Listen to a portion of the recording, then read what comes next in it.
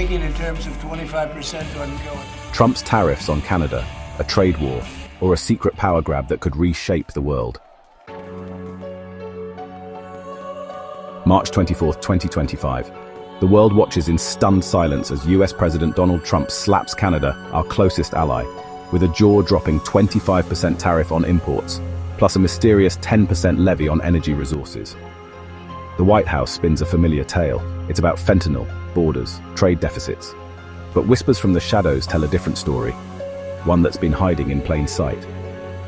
What if these tariffs aren't about trade at all? What if they're not even about drugs or immigration? What if this is a calculated high-stakes power grab, one that could redraw the map of global dominance and force Canada into an unthinkable alliance with Europe? Buckle up, because the official narrative is crumbling and the real agenda is about to explode onto the stage. I'm going to break it all down: why Trump's targeting Canada, what's really at stake, and how this seismic shift could change everything for the US, for Canada, and for you. So let's dive in, peel back the curtain, and uncover the truth that CNBC and CNN won't touch. Trump didn't wake up one morning hating maple syrup and hockey, deciding to slap 25% tariffs on Canada out of spite. No, the surface story, fentanyl smuggling, border security, trade imbalances, sounds convincing until you dig deeper. Look at the executive orders.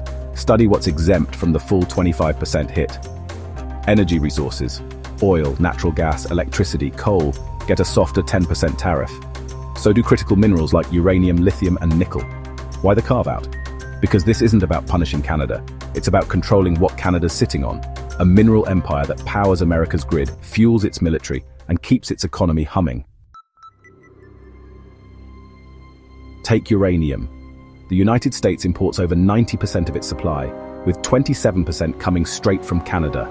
That's the lifeblood of America's nuclear reactors, 30% of our electricity, and the backbone of our nuclear navy and weapons arsenal. Cut that off, and it's like pulling the plug on a superpower mid-breath. Nickel? Nearly half of US imports come from Canada, essential for batteries, aerospace, and military gear. Cobalt, graphite, copper, rare earths. Canada's either a top producer or holds some of the planet's biggest reserves. This isn't a trade spat, it's a resource standoff. Trump's not burning bridges. He's rewriting the rules of the game. For decades, Canada and the United States have been inseparable, bound by strong trade and defense ties. But by 2025, that unity is fracturing. Trump's tariffs, his 51st state rhetoric, and his threats to double tariffs on Canadian metals have pushed Ottawa to the edge. Ontario's retaliated with a 25% tariff on electricity exports to the United States, and Prime Minister Mark Carney, fresh in office, isn't backing down. Mark Carney, VO, these comments are disrespectful, they're not helpful, and they need to stop. Canada's had enough, but here's where it gets wild. Trump's aggression has sparked a radical shift. Canada's no longer just eyeing retaliation, they're looking across the Atlantic. Social media's ablaze with Canadians and Europeans chanting, "Join the EU." Polls show 46% of Canadians support it, up from 44% just weeks ago. Carney's first trip abroad, not to Washington, but to Paris and London, meeting Macron and Starmer to discuss Trump's recent behavior. He calls Canada the most European of non-European countries, signaling a pivot that's sending shockwaves through Washington. Could Canada, geographically distant but culturally aligned, actually join the European Union? Experts say it's a long shot under Article 49, which limits membership to European states. But with Trump tightening the screws, Canada's weighing every option to break free. This isn't about trade deficits or immigration, it's about leverage. Trump's playbook is straight from the art of the deal, but with a geostrategic twist. Weeks after the tariffs hit, he signed an executive order invoking the Defense Production Act, calling America's reliance on foreign minerals a national emergency. He's not just challenging China or Russia, he's using economic warfare on an ally to realign North America's resource hierarchy, with the US firmly on top. Canada's role is massive. It's not just uranium or nickel, it's a mineral superpower sitting on our doorstep. For 30 years we've outsourced mining, refining and processing, leaving the US vulnerable. Now, in a resource-dependent era, where lithium powers EVs, rare earths fuel AI and missiles, and uranium secures energy independence, Trump's betting big. He's telling Canada, you're either with us, feeding our supply chains, or we'll make it hurt. And if Canada pushes back, say by restricting exports, Trump's ready to escalate. He's already backed down from 50% tariffs on steel and aluminum after Ottawa flexed its muscle. But this time the stakes are higher. So what happens if Canada says no more?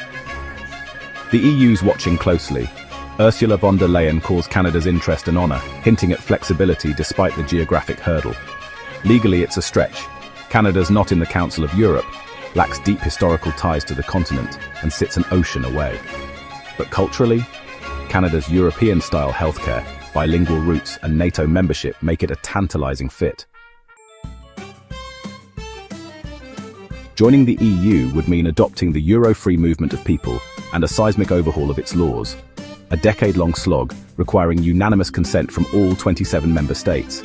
Yet, the upsides are huge. A rich, stable democracy bolstering Europe's clout against a US gone rogue.